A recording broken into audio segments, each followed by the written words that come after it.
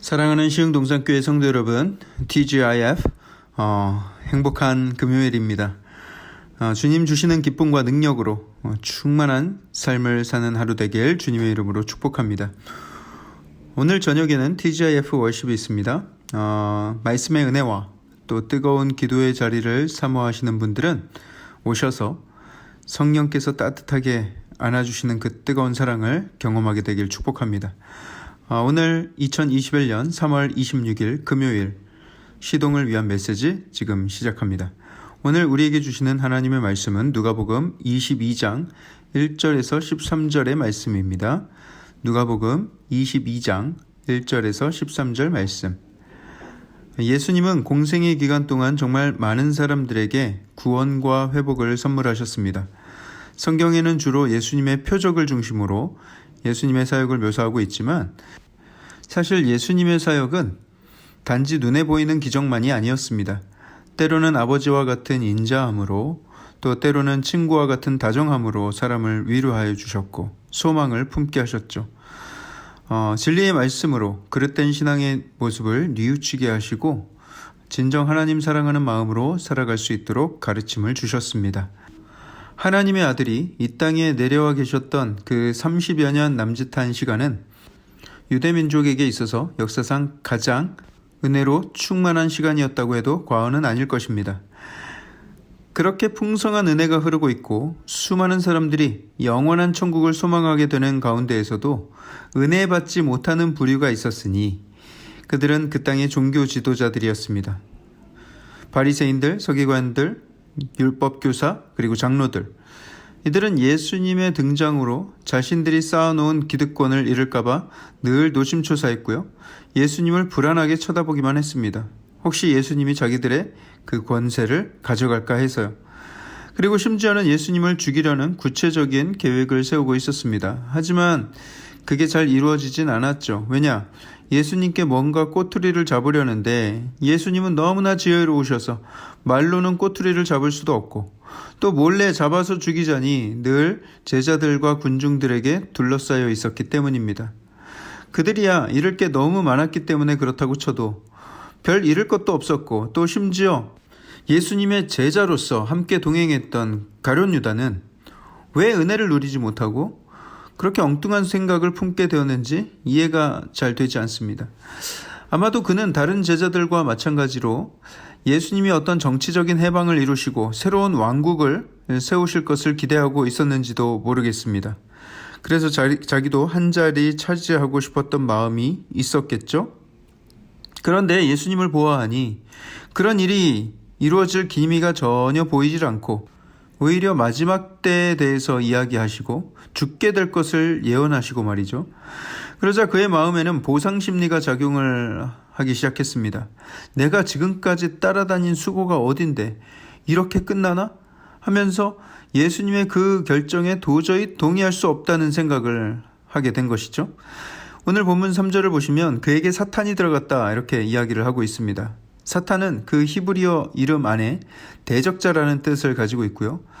늘 속이고 중상하고 모략하는 일을 자행합니다. 그래서 사탄의 영이 그에게 들어갔다는 것은 그가 사탄에게 속아서 휘둘림을 당하게 되었다라는 뜻이기도 합니다. 자, 가룟 유다가요.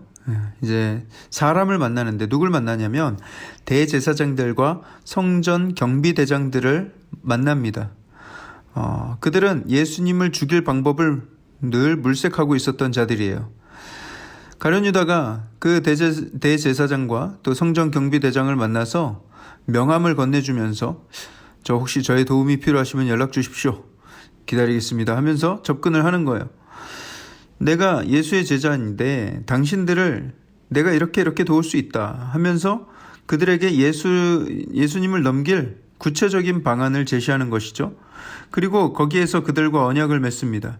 일이 성사될 경우 갚은 을에게 은 30냥을 지급하기로 한다. 계약서를 쓴 거예요. 군중들과 제자들이 곁에 없을 때를 잘 포착하여서 그들에게 예수님을 넘겨주는 방식으로 계약을 합니다. 가룟 유다는 예수님이 아무것도 이루지 않고 죽는다면 아무것도 자기가 건질 게 없으니 그 전에 자기는 금전적으로라도 뭔가 득을 보려는 마음을 가지고 있었던 것이죠. 영적인 부분은 전혀 생각하지 못하고 세상의 욕심과 돈에 마음이 굳어진 상태를 보여주고 있는 것입니다. 예수님은 이런 내부자가 있다는 것을 잘 알고 계셨어요. 하지만 예수님은 가룟 유다를 내치거나 그를 배척하지 않으셨습니다. 다만 그를 끝까지 안타깝게 여기며 사랑해 주셨어요.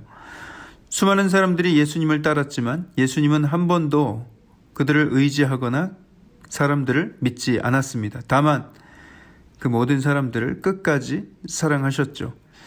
그렇죠, 여러분. 저를 포함해서 그 어떤 누구도 서로에게 온전한 신뢰를 주기엔 너무나 부족한 사람들입니다. 우리는 서로 믿을 수 없습니다. 지금까지 신뢰를 주고받았다고 해도 그것은 신뢰를 저버릴 만한 환경과 상황에 처하지 않았기 때문일 수도 있습니다. 상황이 바뀌면 또 언제 어떻게 변할지 모르는 것이 우리의 연약한 모습입니다. 누군가에게 변치 않는 믿음을 줄 만큼 우리의 모습이 그렇게 정직하거나 신실하지 않다는 거예요. 사람의 중심을 보시는 예수님께서 그것을 모르실 리 없겠죠? 다만 예수님은 신뢰할 수 없는 우리의 모습을 정죄하진 않으시고 끝까지 사랑해 주기로 결정하십니다.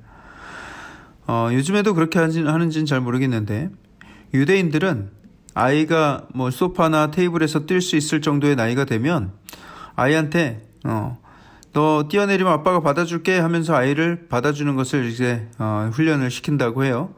그래서 아이는 아빠가 손만 벌리고 있으면 언제든 아빠 품으로 뛰어드는 것이죠. 그렇게 아빠를 신뢰하는 방법을 가르치는 듯한데 반전인 것은 그러다가 어느 날 뛰어내리는 아이를 안 받아주고 옆으로 싹 피해버리는 거예요. 그러면 그 아이는 바닥에 곤두박질 칩니다. 막 다치기도 하죠. 큰 통증을 느끼고 아빠가 안 받아줘서 이랬다고 막 서럽다는 듯이 막 울어 제낍니다. 그때 아빠가 아이의 눈을 냉정하게 바라보면서 가르치는 거예요. 잘 들어. 절대 아무도 믿지 말아라. 아이가 어렸을 때부터 확실하게 뼛속까지 각인될 수 있도록 가르치는 교육입니다. 그래서 유대인들은 사람을 절대로 믿지 않는다고 합니다. 이것이 유대인들의 생활 철학이에요. 하나님의 언약 외에는 모든 것이 다 변하기 때문에 아무 대책 없이 믿고 있지 말고 늘 대안을 준비하며 살으라는 것입니다. 유대인들은 사람을 믿지 않는다는 것을 부정적인 의미로 생각하지 않습니다.